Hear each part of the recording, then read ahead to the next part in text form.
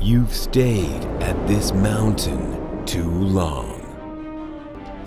One of the biggest mountains I see so many people just struggling with in their life is shame.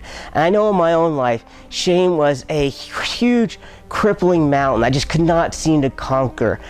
I mean, we talked about in past chapters how I was an angry, abusive man. And out of the actions I took during that time, so much shame attached itself to me. And I just could not conquer the shame. But then one day God says, Jamie, it's not my will for you to carry this shame any longer. I want to set you free. And God's saying the same thing to you. Yes, you've made mistakes in your past. Yes, you've done bad things, but you can't let shame cripple you. God's forgiven you and He's forgotten it in your life. If you've taken the steps to repent and move past the behaviors that caused you the shame, if you've made the changes, then God's forgiven you and that shame is in your past. And it's time for us to leave shame behind us, stop letting it cripple us and destroy us and keep us just frozen at the foot of its mountain. And instead we need to climb the mountain and say to the enemy, you can no longer attack me with shame. God has forgiven me, God has set me free, He's making me into a new man, and I'm climbing this mountain and I'm never going back. And the victory is yours. God has promised it to you. You cannot continue to allow shame to control your life and keep you beaten down and feeling like you're not good enough, like you're never going to be enough for God. God's forgiven you and He has so many promises on your life, but you need to take steps and leave Mount Shame behind you once and for all.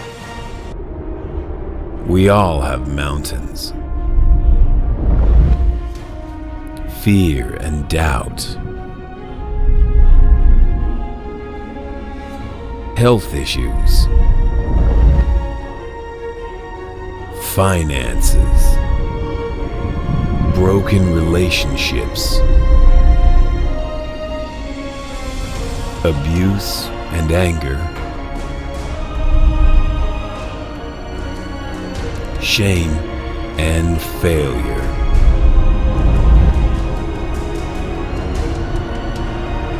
The list goes on and on. It's time to conquer our mountains and enter our promised land.